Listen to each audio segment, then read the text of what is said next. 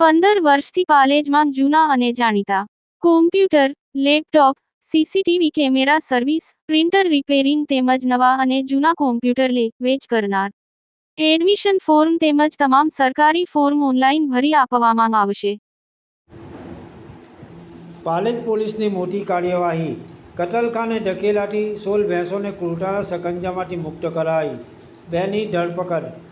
ભરૂચ તાલુકાના પાલેજ વિસ્તારમાં પોલીસે પશુઓ પ્રત્યેની ક્રૂરતા ડામવા માટે એક સફળ ઓપરેશન પાર પાડ્યું છે.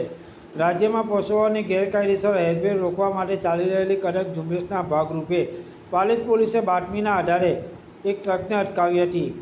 તપાસ દરમિયાન ટ્રકમાં અત્યંત દયનીય હાલતમાં અને ખીચોખીચ ભરેલી 16 ભેંસો મળી આવી હતી, જેઓને કતલ કરવાના ઈરાદે લઈ જવામાં આવી રહી હતી.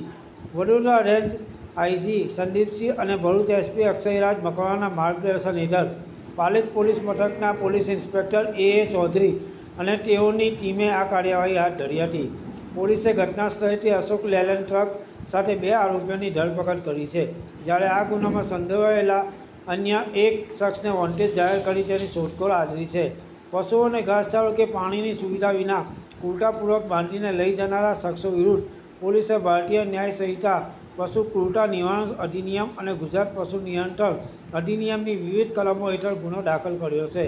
હાલમાં પોલીસે તમામ પશુઓને સુરક્ષિત રીતે બચાવી પાંજરાપોળ મોકલી આપવાની તજવીજ હાથ ધરી છે અને પશુ તસ્કરીના આ નેટવર્કના મૂળ સુધી પહોંચવા માટે તપાસ આરંભી છે. પાલેજ ટાઈમ્સ, ભરૂચ.